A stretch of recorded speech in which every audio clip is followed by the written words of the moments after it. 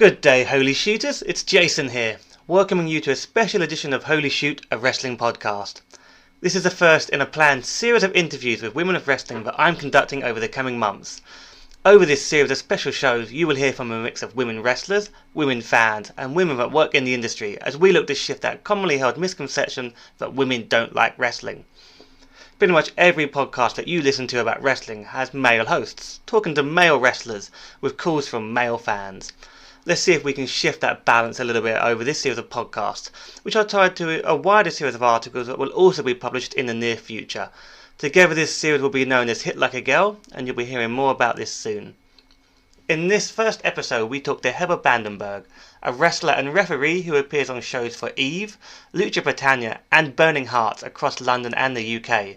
With 300 matches under her belt, a co-op wrestling promotion, and an upcoming book on feminism and wrestling, she is the perfect guest for the first episode as we start this series. Apologies up front for the less than crystal clear studio audio quality that you are used to from us during this interview. We met before Heather had to get to training and I chose a favourite bar of mine close by, but you may hear the occasional train rumble as it is under an archway, and the background buzz of people enjoying a post-work beverage. That said, this should not interfere with your enjoyment of the interview and you may actually prefer this more relaxed style. Make sure that you look out for Heather's book when it is released in July, entitled Unladylike, A Girl's Guide to Wrestling. Now, let's go to the interview. So hi guys, this is Jason back with the interview we were talking about. I'm sat with Heather Bandenburg to talk about her book and to hear more about her views on women in wrestling. Heather, I'll let you introduce yourself and confirm your wrestling alter egos. Okay. Oh, that's breaking kayfabe. Confirm my own alter egos. I am, Heather Bandenburg, alias Heather Honeybadger. I wrestle for Lucha Britannia. As a masked character, maybe potentially called Lorana Venenosa, but I can't confirm that either way. And is that the Poison Dart Frog or the Queen of the Sewer? Both. I started off as the Poison Dart Frog, and then I upgraded to Queen of the Sewer. When I wrestled at York Hall, I decided I needed something better. I am an angry woman wrestling, and that's what I do apparently now. So yeah, I'm very happy to be here. And the reason we're chatting really is because of the book you've got coming out. How far away is that now? I know that I've seen pre-orders or it's listing on some book sites. It is listing on book sites, which is terrifying. So our publish date is July the 11th. We are in the final stages of editing now, which is terrifying and exciting. And I've also just started working with a really amazing illustrator called Julia Shield. And they're doing basically the most incredible pictures of wrestling I have ever seen. I've just given them this huge, I basically have an index of 40 wrestling moves at the end of my book, and I've asked the person to just draw diagrams of them. This happened this week, so I'm very excited. Cool. Yeah, and they came back, and it looks like something from Love and Rockets. It's amazing. So that's where we're at with the book. But yeah, it should be out in the summer. To confirm, what is the book called? All right, that helps. Yeah. It's called Unladylike, A Girl's Guide to Wrestling. And this came out because I'm one of the guys who helped fund it as well. So one of the guys that got involved. So you like crowdfunded this book. Yes. So it started about 3 years ago because I am a wrestler, generally speaking, but unfortunately I got sick and I couldn't wrestle for quite a while and I was going a bit mad and I've always wanted to write a book. And I started off with all these ideas about what I could write about, and it turned out I was going to write a book about wrestling. And I started off as like the Whip It version of wrestling. So it was like a teenage girl in a hometown, runs away from home. And then I actually met Millie McKenzie and Candy Floss, who are 16-year-olds who wrestle. And I was like, I can't write this book. So I just ended up writing about, essentially I started writing essays for things like The Guardian and the Huffington Post about women within wrestling and issues within wrestling that I thought people who weren't in the wrestling community would be interested in. And I felt quite frustrated there wasn't very many women, and particularly women wrestlers, writing about wrestling. I felt in terms of it was just completely dominated by male voices. And that's really hard when you're hearing about how we're having this revolution of women's wrestling and things like Glow are coming out, and on the outside we're looking really gender equal, but there's kind of this echo chamber of opinion where there are many female voices. Anyway, so that was how I started getting into writing, and then I basically pitched this idea for a book to a friend, and he helped me come up with basically the idea of it being like an introduction through autobiography. And I took it to places like Penguin, and they all came back and they were like, oh, this is amazing, it's going to be great, but we can't sell it because it's wrestling. Really? Considering how many wrestling books are out there now. There isn't, when you think about it, there aren't that many, and they're very much based, they're either written by very famous wrestlers, or they're based they're directed very much towards wrestling fans. There is no book that I know of that's written by a woman for a non-wrestling audience, which kind of, I suppose, breaks kayfabe, which rather than talks about things about the past and nostalgia and wrestling from our childhood, that actually talks about the physical experience of becoming a wrestler. The only women's wrestling books I can think of is Lucha's and I think Chyna's, WWE ones back in the day, which aren't good examples of... I quite like Chyna's in a way, sort of, and Nita's also... Yeah, they're not great. Even the ghost-written ones or the biographies about people like Mildred Burke, or there's another one which is Sisterhood of the Squared Circle, but they're written by guys, and doesn't mean to say their opinions aren't valid and they're not well researched, but it's important to have the voice of the person you're writing about sometimes, and I think that's what I really wanted to do with this book. So, yeah. So I'm looking forward to reading it when it comes out. So I've been telling some of the guys in our sort of meet-up group about it as well, just trying to get some interest. So I've got some questions for them for later on. Absolutely. One of the questions, their opener was, if you were a soup, what flavour would you be? Gazpacho, no question. Like I said, I will ask that. It's the most strange question I can think. That's not strange to me. That's just like conversational opener. Definitely gazpacho. Go with that. And that was by our wrestling nerd. This is the guy that he watches every WrestleMania every year. That's his tradition at WrestleMania. He watches every single one in the lead up to WrestleMania. He's got every single probably wrestling magazine from WWE from the 80s. He's got everything. I was like, and that's the question you want me to ask? I think he's a smart person. I think he knows really how to see how I'm ticking. I think that's what it is. I thought, okay, I'll go with that. Okay. Well, I guess getting into the start of this, so let's just obviously tie this into the book. But how did you get into wrestling? So just to be clear, I did not know about wrestling, and I just explained. I did say this before we started interviewing, but I didn't know, when I started my first wrestling training, I did not know who The Undertaker was. Like, that is how little I knew.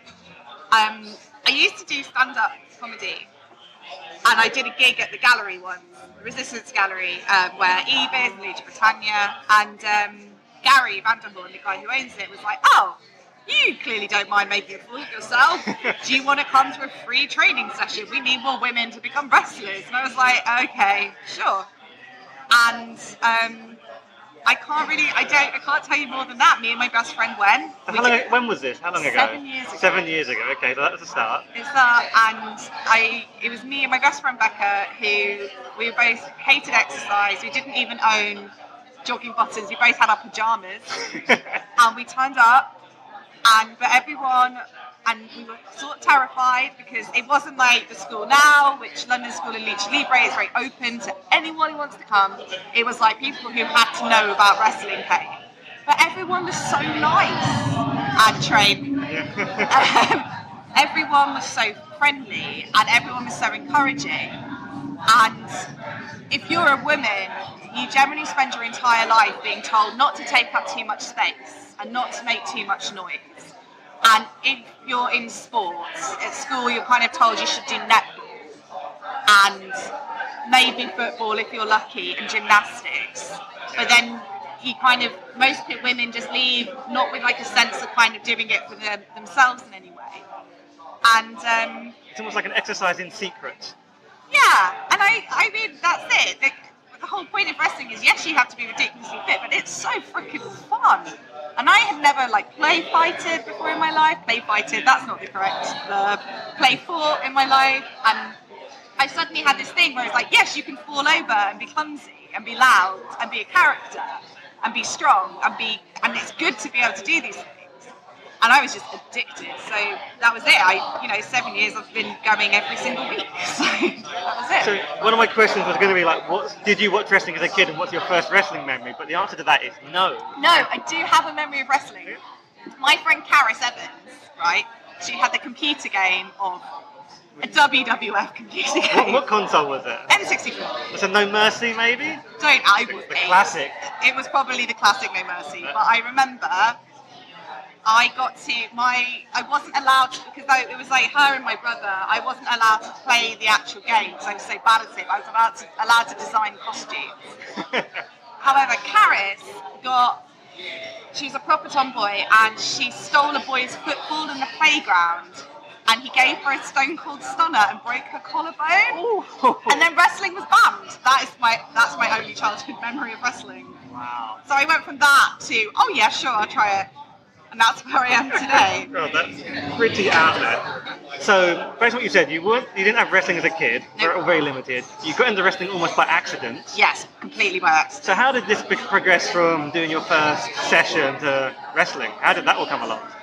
That would be 3 years of working my ass off.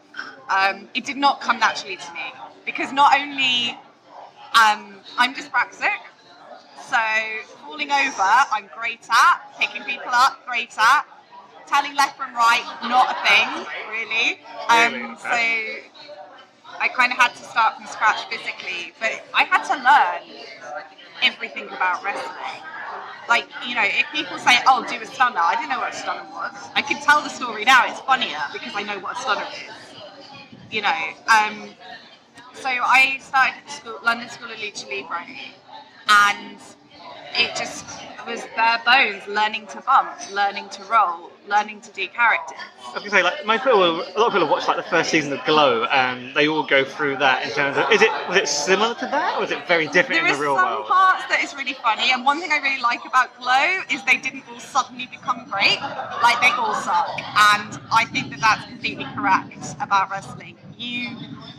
One thing I will always say about learning to wrestle is some people will turn up, maybe they've got a background in dance or martial arts, and they will pick it up like that. They'll be great in 6 months. But those kind of people might struggle at being a character, or they might struggle at engaging with the crowd.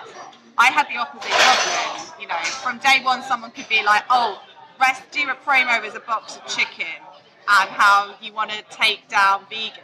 I could do that without thinking about it. But, if someone asked me to do a press-up, I'd struggle. So I think the main thing that I learned in 3 years between going from starting to wrestle to being in the ring was just learning about the humbleness of becoming a wrestler, like helping to put up the ring, turning up to those shows. So you went through the proper training of putting the ring together? There's absolutely no way I don't think you can do it any other way. I don't think you can learn about being a wrestler until you've done it the long and hard way. I genuinely don't. I don't think any wrestler would disagree with me. So, and that's really the old school way. Yeah, you start, you put the ring together. So that was like 3 years of training. Then did you have your first match? Yes, my first match was against my now husband. Wow. Yeah. And was that like just the start of a moment in that match or something? No, that sounds. I could go into this, but I'm not going to. Basically, I started seeing a wrestler who is my now husband, and I was so nervous about having my first match, and I'd been ready for ages, but I was nervous because I wanted to be like a feminist character. But if I wrestled a woman, generally speaking, back in 2000, where are we now? About 2012, if you were a feminist character, you were going to get booed, and I just didn't want that. So I realised that if I wrestled a really horrible man, I would be a face. So Fraser came in and was like, who is this woman? She wants to get on the barbecue, and just did horrible things, insulted the audience. And my dad was there. And Fraser had never met my dad. This is the first time my dad was meeting my new boyfriend, and he took his top off and threw it at my dad and was like, "What's that?" And yeah, then we had a match. So that was my first experience. But it was great. Actually looking back, I think I did okay. It's quite cool that your first match was an intergender match, because there's a lot of talk about that right now. Yeah. So the intergender question, So another thing I should point out is that Lucha, intergender is never not been a thing. Like we've never had separate. Yeah, I've been to like some Lucha shows and I've seen the madness of like it's all intergender matches, cabaret, Monkey Man coming out. It's quite. Yeah, that monkey's my husband. Oh, Monkey Man is your husband. Monkey Man is my husband. I married that. I remember watching him cut a great promo as a monkey. Yeah, I think he sometimes prefer him as a monkey. No, but it's mad, and I think that I don't think I could have become a wrestler and stuck with it if I wasn't in that bizarre environment. Yeah. So I just thought it was normal that men and women wrestled each other. And the fact that now it's only, and I think places like Riptide and stuff, the same kind of thing. It's like you don't need to say it's mixed gender, it's just wrestling. So as I progressed, I ended up wrestling more women, but I think that most wrestlers will agree with me that even when you're training, you train intergender, that's just how you train. It's only really when you get to the big leagues that you kind of get split off, I think. Okay, good to understand. So I guess, based on the fact you trained for 3 years, you had your first match. How many matches have you had in total? Any idea, like how many that adds up to? Let me think. So, to be very clear, in the 7 years that I've been wrestling, I had cancer, so I was out for 2.5 years. Sorry to hear that. It's okay, I'm fine now. Yeah. I had the nicest type of cancer, like the type where they cut it out and it's fine. But I've had lots of ongoing injuries, so I guess I would say I'm up to about 300 matches. That's still a lot of matches. It's 300 more than I've had. Thank you. But like those have been, I mean, I will count a match if there's an audience. Not all of those have been like, Yeah. but most of those have been Lucha, or they've been at York Hall. Like I wrestled at York Hall, and like I would just say. So were you at Wrestle Queendom? No. No? I was supposed to ref at Wrestle Queendom, but I was on my honeymoon, which is totally fine. But basically, I wrestled at Lucha Libre Worlds when all of the luchadors came over, like Lady Apache and Leo Dos Santo, and that was amazing for me because they don't take their masks off. So you're just like, oh hi, Leo Dos Santo, and he's like, hello, he's not talking to you, and you're like, I do not know what your face looks like. This is your life. And it's such a cool venue, York Hall, to wrestle in. Like, I've seen quite a few shows there. It seems like such a great one to the crowd you can get there as well, like the setup. It's up there, like the top moments of my entire life. I would cherish it forever. I obviously want to wrestle there again immediately, but sometimes you have to kind of go, I'm just going to hold on to this moment. Even it doesn't matter how big the venue is, sometimes you just get those experiences, and I think that's why people continue to wrestle, because it's hard and it's stupid and it hurts, but we have reasons for doing it. I was going to ask this question later, but so where's the weirdest or what's the strangest event you've wrestled at? It's a cross-up between, the weird... God, I can't believe I'm going to tell some of this. The weirdest wrestling event that I wrestled at was we got shipped. So there was about 15 of us at Lucha got shipped out to a private party in Berlin for 24 hours. And we arrived, and there was this enormous ring. And in Germany, the rings are different. Like they have like a slippy surface. Okay. So we got shipped out. We arrived in Berlin at 2 in the afternoon. We got like an hour or two with the ring, and it was this huge private party where it was like installations in every room. And then we went and had dinner, and then we got in our gimmicks, and then they were like, okay, right, you need to go into this room until 1 a.m. And there was nothing to drink except Red Bull and gin. They didn't give us water, only Red Bull and gin. And eventually everyone cracked and had Red Bull or gin. It just like didn't matter who we were. So at 1 a.m, they let us out, and we were all just like going crazy. These people had no idea what was about to come out. So all of these Mexican wrestlers came out. We did this match in front of these crazy drunk Germans. And I had this amazing moment of Karen Noir jumping out of the ring to leave, and this enormous German woman picking him up like a baby and just putting him back in the ring and going, more. And yeah, so we all got paid quite well for it, but we wrestled 3 matches, and then we were just at this like Andy Warhol party in Berlin, and then we all got a flight home at 6 in the morning. So that was probably the weirdest one. That's definitely out there when I hear about what wrestlers say, like when they've done it. Like sometimes I'm wrestling in front of 2 people in a like farmhouse or something, but that's pretty. I mean, there's been like those as well. Like the corporate gigs are always kind of the weird ones because they're people who have no idea what they're watching. They don't know to boo or cheer. They're just like, what is this? That's why I try and explain to new people wrestling is violent panto, and once they understand that, it's a lot easier. I often use a similar description. It's a soap opera with really good athletic performances. It's like it's much better than it's not what you think. It's a lot better. And I think that, the thing is though, I like the fact that wrestling is kind of it plays with ideas of reality, and it is this suspension of disbelief. I find the internet is really interesting at the moment. Ever since basically Joey Ryan, in my mind, has made a wrestling debate really interesting, which is where wrestling is kind of keep trying to retain kayfabe, and like this is a real thing and we're real hard men, and then there's people like us who are just like, I am a robot and I'm going to fight a monkey and stop time, but it's still wrestling. But the skill required is the same. What I really like at the moment about wrestling is I love the classic, keep it kayfabe, old school, but I really love breaking the fourth wall and doing the crazy stuff that happens. And if you're intelligent enough, you can accept it at all those levels on the same show. And I think that that's what's important. I think that many of the reasons that wrestling has stagnated in the past is just because it has become so samey.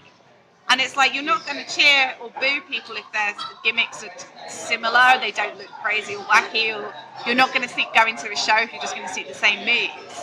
So yeah, breaking down the fourth wall, I think that wrestling has evolved in a way to start doing that. Like, I love it. I absolutely love it. Yeah. So talking about loving it, so I was going to ask, like, so basically, why do you do this? Why are you passionate about it? I don't know.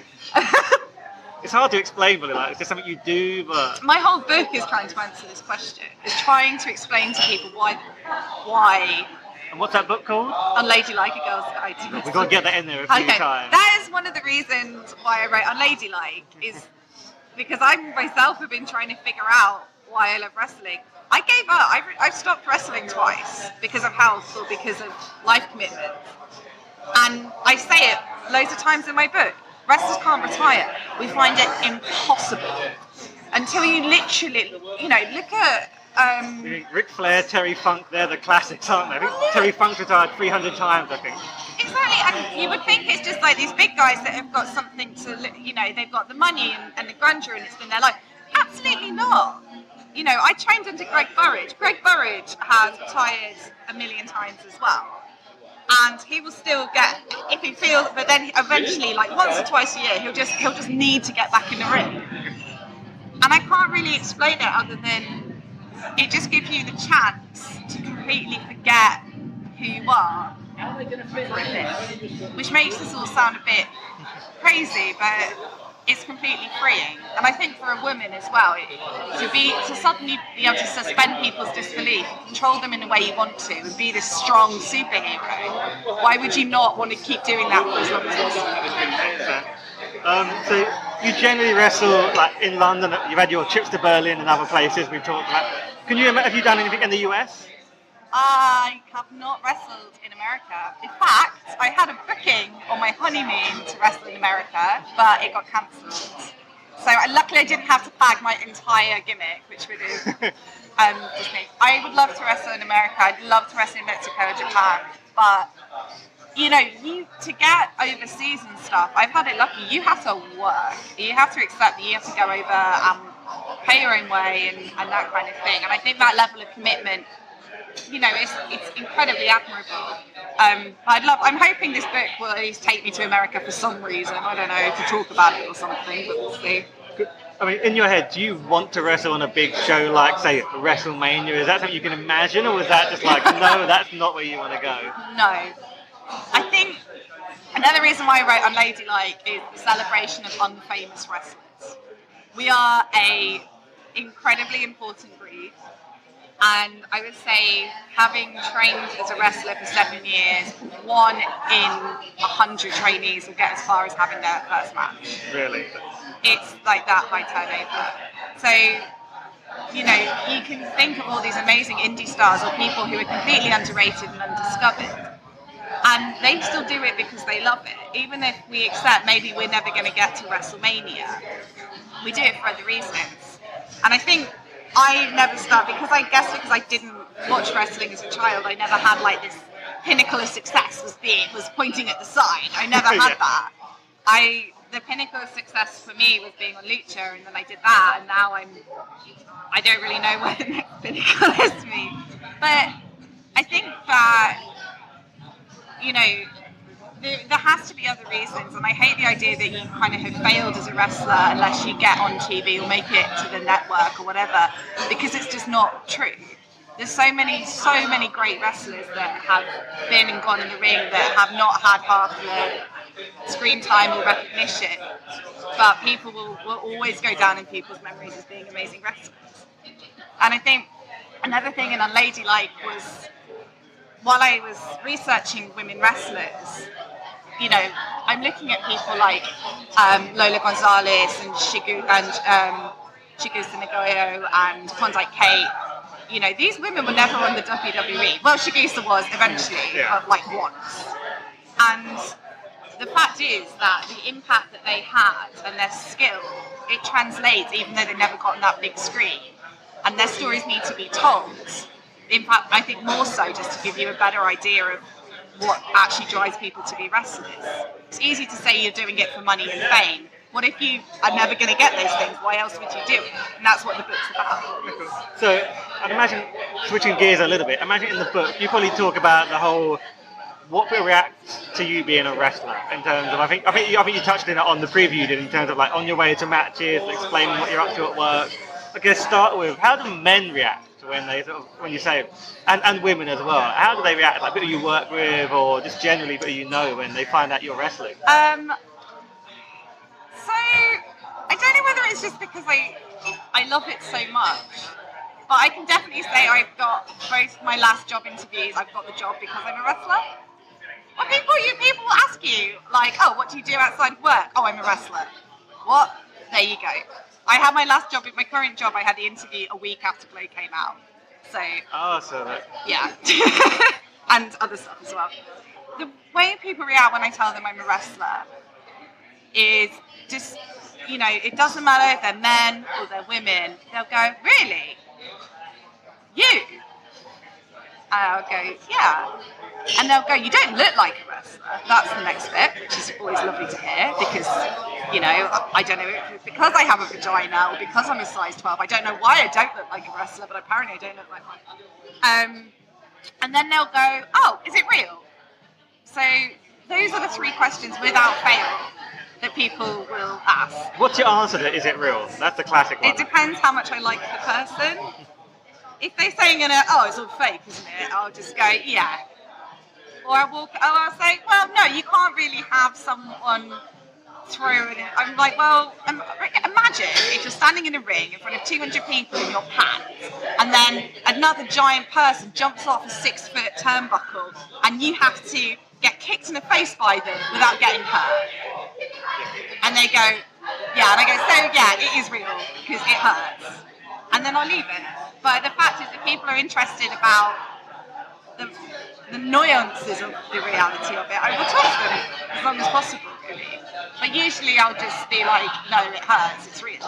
And do you find reactions have changed over the years? Because you were there, like I say, a few years back, and now it's like all about the women's evolution, there's lots going on. Have attitudes changed? It depends. No, not outside of wrestling.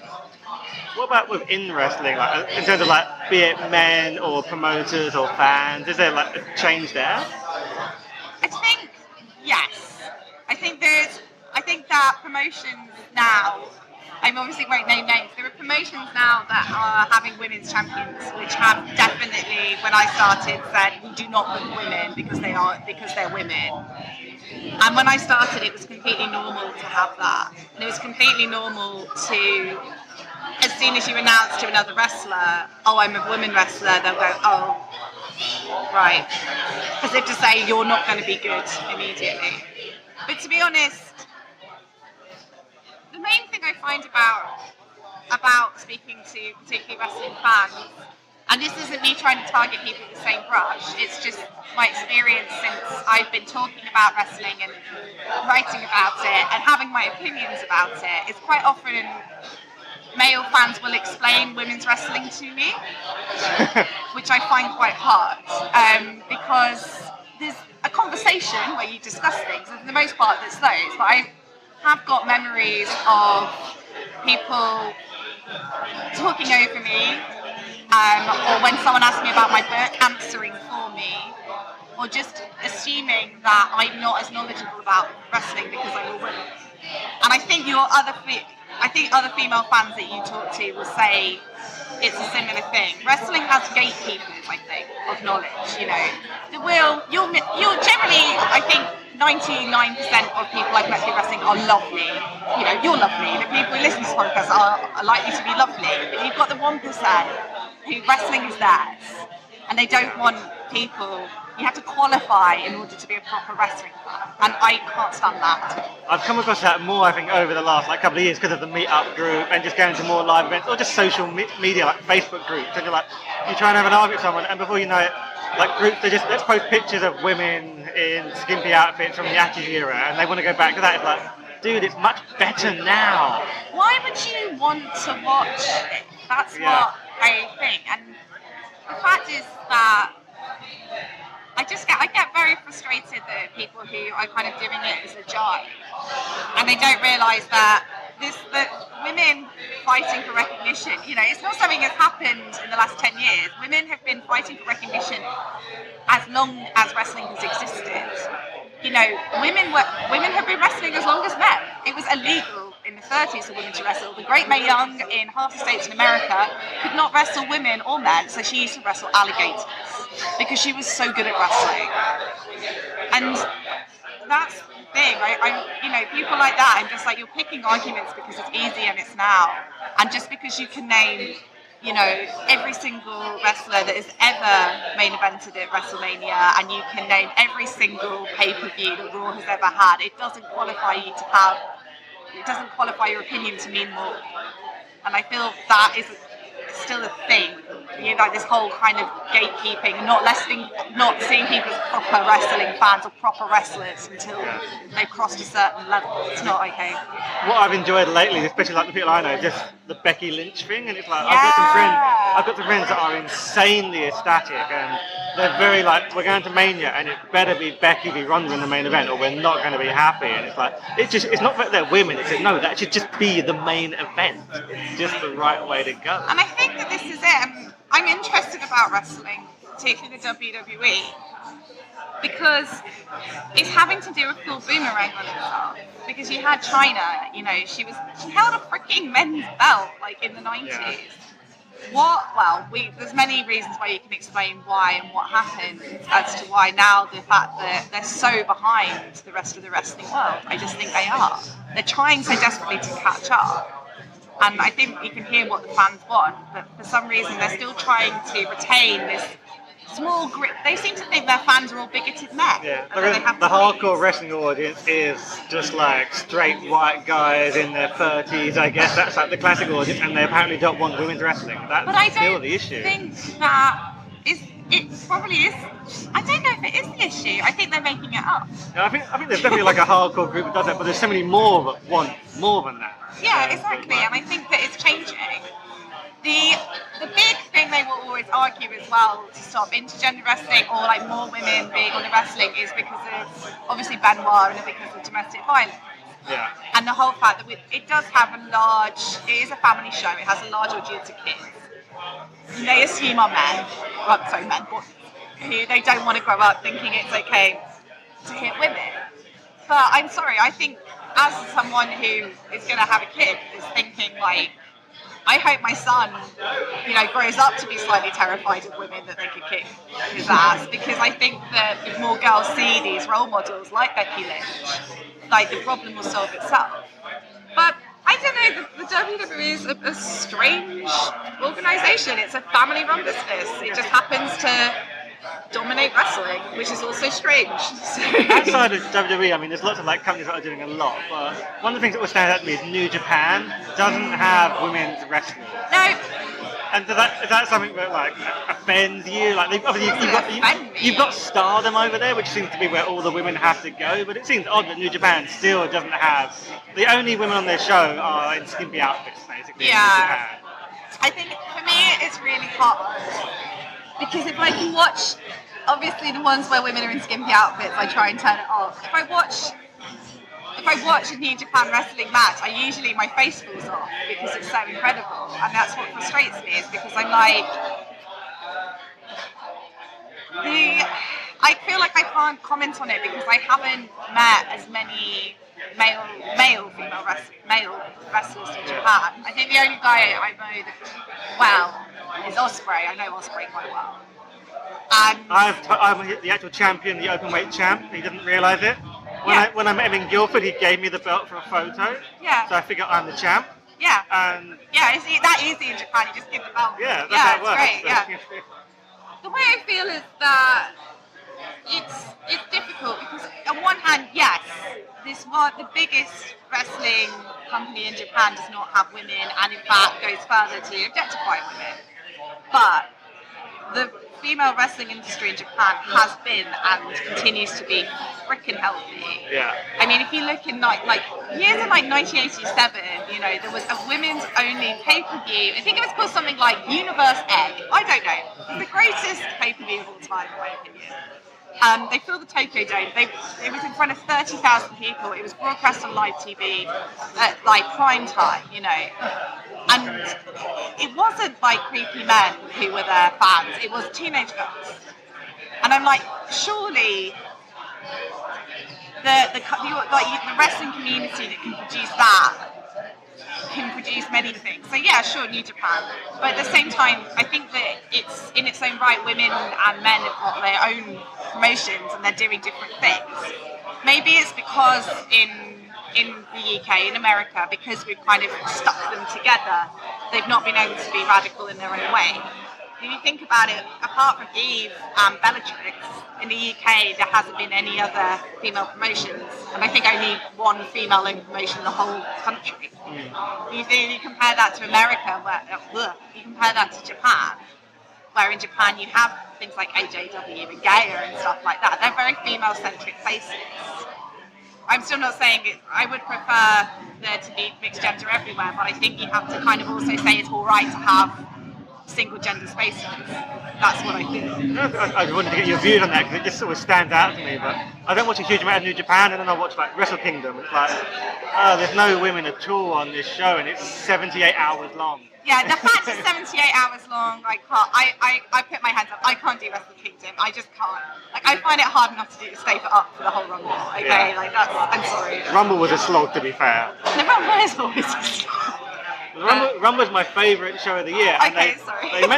But I couldn't get. I had to watch it in 3 sittings to get through the show because it was like, man, we've had like a Rumble and a top match. Wait, there's still 2 hours to go. Jeez. I remember when I first started wrestling, and I didn't know what. Someone was like, to improve, you need to watch wrestling. And I was like, yeah. So someone was like, watch WrestleMania. So I started with WrestleMania 1. And imagine watching WrestleMania 1 when you haven't watched any wrestling ever. That's a hard start. It's a hard start. It is still like a million hours long. And it is, and I was just like, obviously part of me loved it. The other part of me was like, this is racist, guys. Guys, why did you tell? And then I came home, I was like, why did you tell me to watch that? And they were like, well, why were you watching the one from 1987? I was like, because you start at the beginning. Anyway. I guess just on that quickly, what was the first WWE show that you then watched? Like, after that, did you get into something good after that? Do you? Yeah. I didn't. I went straight onto. So I went back to the same friends, and I was like, I didn't like WrestleMania, and she kind of realised that I was that clueless. So she was like, okay. I was like, I just need a wrestler I can identify with. I can't identify with Hulk Hogan. I can't identify with Stone Cold Steve Austin. You know, I'm a slightly overweight punk woman. Like, I need someone I can look at. Bull Nakano. So she gave me Bull Nakano's name, and I just started watching Bull Nakano matches. And I went into a YouTube hole of Bull Nakano to the point that I was just clicking on her name, and I didn't care who she was wrestling. But I obviously went back to like her early days when she was like 17, and she was wrestling with like Dump Soko, and just the screaming banshee levels of these women. And I couldn't tell you half the women she was wrestling against because it was all in Ganji. Would she be your dream opponent, or who would you pick if you could have one match with someone? I would probably say Cassandro Exotico, because he's my favourite wrestler of all time. And he also, Cassandro came to the London School of Lucha Libre, and he's taught with us a few times. And he's a good friend. And I would say he's probably taught me more about wrestling than any other, apart from my coaches, Greg and Gary, because he's so tough. And he was the first openly gay male wrestler to hold a worldwide belt. And he is so skilled, and he is so broken, and he is so tiny and terrifying and flamboyant. And to me, it wouldn't be about my glory, it would be the honour of essentially wrestling my teacher. He would be my dream opponent. But I say that, I would be too terrified to function. So, so on the subject of, like, say, dream opponent, what's your favourite matches of all time? You're going to pick out one or two. But... One or two favourite matches. I still love I would say any match between Bayley and Sasha Banks. Charlotte Flair and Sasha Banks' cage match, just like every time, like made me cry because it was such a thing. Is that the Hell in a Cell one? Yeah. I don't know why, it just got me. I think it was because Sasha Banks was so injured and she's so tiny, and like they'd worked so hard to get there. Well, I was going to ask about that as well, because it's basic like physics sometimes. Women are genuinely smaller than men. In terms of like, in general, when you look at big, beefy guys in the ring. And I remember watching that match, and very amazing match. I remember I think they're trying to put Sasha through a table, and it's just like, she's so tiny, like trying to throw her through a table was hard work sometimes. But the thing is, but for me, those were the bits that made it like, that's why I loved it, because it wasn't, you could tell they hadn't like fixed it so it was easier for them. They were going hell for fucking leather, like they were two dudes, and I loved it. I would say my other favourite match is, it would probably be. This is a really hard question to ask somebody. I know, it's almost like, I've done it before with the guys that said, if I put a gun to your head, give me your best match now. I can't pick a second one. That's my standout one forever. Yeah. And I also saw Bayley versus Nia Jax live at like NXT Takeover in London. That made me cry. Like, it was just the most amazing match. The way that the story they told, it was just like proper like David and Goliath. And of course, it's the easiest story they could have told. It was completely the easiest story they could have told. But it was, for me, a woman, to be standing in, like, I remember going to see a TNA show in my first year of wrestling, and one of the female wrestlers fell off the stage. And then, I'm not going to say which one, because that's real. 6 years, 5 years later, I'm watching a women's match when no one is left to have a piss, and the whole audience is standing up and screaming, and it's like one girl next door versus like a giant Beyonce, which is what Nia Jax is. She's giant Beyonce, and you have to grab those moments and be like, this has happened, so much has changed. I remember loving that takeover show, but I'm struggling to remember the match. I'm going to have to go back and watch that match again. Yeah, go watch it. It's great. I remember being a great show with Finn coming out with his Jack the Ripper outfit and everything. Yeah, it was a fun show. I was having surgery the next morning, like for cancer. So it was like, I was like full on like, this is my last night alive. Oh, jeez. So maybe that's why I remember. Maybe you'll go back and be like, oh, it's okay. I don't think there's been a bad takeover match, so I'm sure it's good. No, takeover. But you asked me my favourite matches, and the fact is, I would tell you these ones because people will be able to relate to them. But my favourite matches, without fail, are always the ones we have at Lucha Britannia or the Resistance Gallery or Eve. Because you're so close, you can see the perspiration on these people's faces, and I've been gripped to my seat watching people who I know, who I've been for a pizza with, and I'm suddenly transfixed. Any match of Cara Noir, for example, any match with Rhea O'Reilly in it, any match with Nina Samuels in it, And these are people I know really well. But they are great performers. So. I think I recommend for anyone listening to the show that it's worth, if you're in London, going to the Resistance Gallery and seeing an Eve show or a Lucha Britannia show.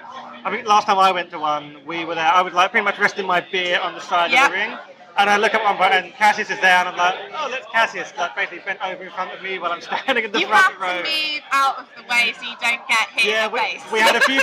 We had a few guys just jumping onto us. One of the heels came down the stairs, and my mate decided to square up to him as part of like his intro, and I'm like, this is a bit intense, but it's really cool. But this is it, and maybe that's why I found it so hard to go watch kind of pedestrian wrestling shows after my first experience really being Lucha, because I was like, oh, there's a barrier. Right, okay, well, I don't understand. Well, what point am I supposed to move out of the way? I'm really confused. But yeah, all are welcome, and a big thing that we are really big on is bring your friends who've never seen wrestling before. Honestly, if you want to get yourself out of that wrestling closet and be like, right, best friend, girlfriend, whoever, come watch a wrestling show with me. Bring them to Eve or Lucha, because it's designed to bring in new people. And it's definitely, I think it's like Friday or Saturday night as well. You're in Shoreditch, and like, you know, Bethnal Green. It's a cool place to be out in general and do some fun stuff. The toilets are bad, we know. We've been trying to figure out how to raise enough money to stop the toilets being horrible. Apart from the toilets, everything's golden. There you go. On that subject, some of the guys I know talking about trying to get involved in doing some wrestling training because they think it'd be really fun. And I know there's training quite often at the Resistance Gallery. Yes. So I have 3 recommendations for training. First of all is London School of Lucha Libre, who we welcome everyone. If you are nice, we come. Like, we have people who, like, hey, look, me, I was trained by the London School of Lucha Libre. I couldn't tell my left from right. I didn't know who the Undertaker was, and I wrestled at York Hall. I should be example enough. But the whole thing that we do is wrestling should be for everyone. We're a family, look after each other. We don't judge people. We're not mean. It's like, it is completely open arms. And that's every Monday and Wednesday we have beginners class at 7:30. It's £10. And then on Sundays we have a group called the Eve School. And that is women only. But it's very much like, even again, if you know nothing about wrestling, you just think it's going to be fun and something you want to try. It's run by Rhea O'Reilly and Greg, and that's on Sundays as well at the Resistance Gallery in the morning, so good if you can't do weekdays. And then I'm also part of a group called Burning Hearts, and we are a really small women's wrestling collaborative. So basically, rather than running like a promotion, we're a co-op, so we run everything ourselves as a group. We don't have one person who runs it, and the same goes for training. We'll invite people to come at any kind of level. And you can help as much as you want, but if you want to be involved in things like promoting, marketing, just being part of shows, like, we're really good in that sense as well. Cool, it sounds like fun. I'm going to wrap this up because I've got a few questions from the Watch Wrestling London meetup group. I asked them, I said I'm going to go and meet someone, interview them, and they had a few questions. Okay. So I can't confirm the quality of these questions. Okay, well, I've answered soup questions. Yeah, you've answered the soup that's the quality. I'm very happy. And it's, I think we've answered the what moment made you decide to become a wrestler was when you were invited at that stand-up show. Would that be fair to say? I would say so, but I would also say the first time that when I went from being a trainee to I'm going to be a wrestler, was I suplexed a 6-foot man. And anyone who does a suplex, it's mainly about the person taking it who has to jump over you. But when you have suplexed a 6-foot man and you are a 5'4" woman, you're like, this is good. I will keep doing this. So probably then. We talked about WrestleMania briefly. Do you have a favourite WrestleMania? No, I don't. I really don't have a favourite WrestleMania. No. Fair enough. Is that a bad answer to the question? No, I think it's fair. Is it because you just don't like have a particular one because you haven't watched many of them, or just don't stand but out? I think until recently I find them quite boring because they are mainly men's matches. I'm sorry to say that. I will say I like the first one because it has freaking Moolah and Wendy Richter and what's the shot? Cyndi Lauper turns up Why as well. Cyndi Lauper there? That was the rock and wrestling period. I know. Why is she not at every WrestleMania? I don't know. Liberace comes out. More of that. That was a pretty over-the-top show. So yeah, I would say 1. And I guess on a scale of 1 to 10, how hard is the mat, and how hard are the ropes when you're bouncing off of them? Depends on the ring. A I would say a nice ring is 8, and the rope is also an 8. However, we train on judo mats.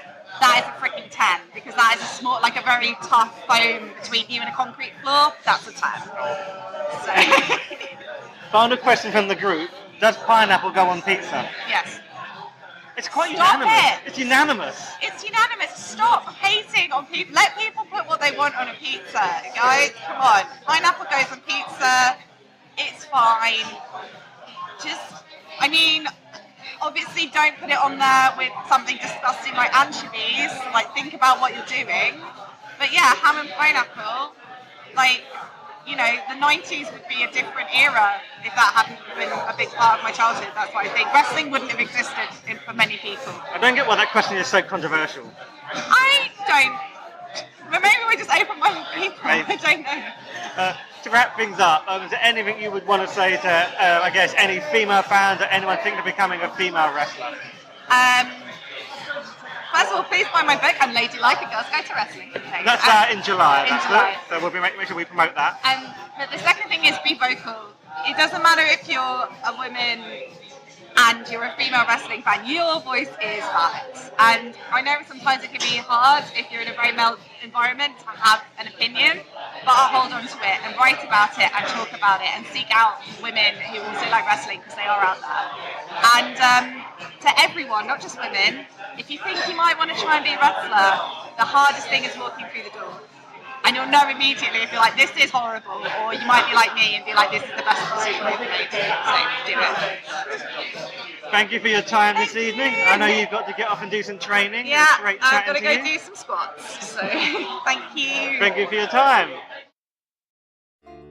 Hey you, if you like the podcast, then remember to like the Holy Shoot Wrestling Podcast on Facebook and follow us on Twitter at Holy Shoot Pod.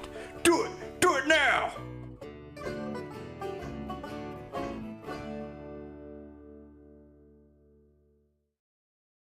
Well, I hope you all enjoyed that interview with Heather. I had a great time catching up with her over a drink and just asking her a variety of questions. As you can hear, she's got quite a brain on her. She knows what she's talking about, and I'm looking forward to reading her book as well.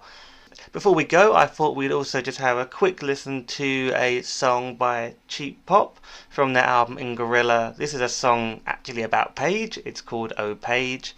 And on a future episode, I will be sitting down and talking to Jackie, the lead singer of Cheap Pop, to understand more about the inspiration of her album that her band produced, which is all wrestling themed, and also because she is currently writing a PhD, which will include chapters where she uses wrestling for her examples. So I'm really looking forward to understanding what she's doing there.